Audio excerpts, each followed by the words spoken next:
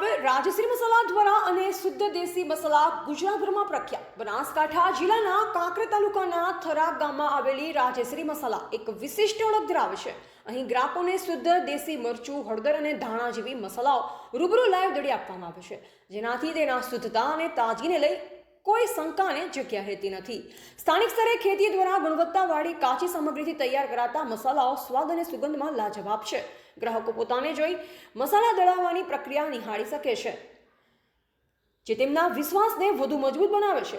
રાજશ્રી મસાલાને મળતી લોકપ્રિયતા અને ગ્રાહકોનો વિશ્વાસ અને થરા વિસ્તારનું મસાલા ઉત્પાદન ક્ષેત્રે એક મોખરાનું નામ બનાવે છે, જ્યાં ગુજરાતભરમાંથી લોકો દૂર દૂરથી લેવા માટે લાંબી કતારોમાં જોવા મળે છે। ગઈ વખતે આ વખતે મરચાનો કેવી આવક, કેટલી વેચાણ થયો અને કેવો ભાવ છે તે વખતે? હાલની પરિસ્થિતિની અંદર થરાની અંદર બમ્પર પાક છે, બરોબર। આમ જણાવવા મુજબ તો કહીએ તો હાલની પરિસ્થિતિની અંદર થરાની અંદર ગઈ સાલમાં જે કહેવાય છે તો 300 ઉપરના ભાવ હતા।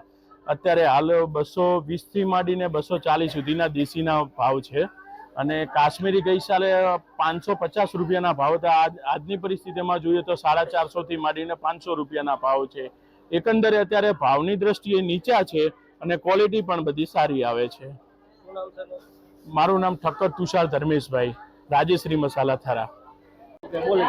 भाई अमे सूरत थी आइए से बराबर हम दर वर्षे लई जाइए से पण आ मरचानी क्वॉलिटी बरोबर आवे छे अने જરાય આમાં ફેરફાર નહીં હોતો। મારું નામ શમુબેન। આમ શિયોરી નથી પણ સુરત રીજે છીએ। લેવાને કેટલા વર્ષથી આવો છો? થરાનું માર્કેટ કેમ પ્રખ્યાત છે? પાટણથી આવ્યા છે અમે 5 વર્ષથી અહીંયા લેવા મરચું આવે, મરચું સારું આવે છે। અહીંયા 5 વર્ષથી મરચું લેવા માટે અમે થરા સ્પેશિયલ પાટણથી સ્પેશિયલ પાટણ થરા આવ્યા છે। નૈનાબેન ઠક્કર। કેટલું મરચું લઈ ગયો દર વર્ષે? 20 કિલો મરચું।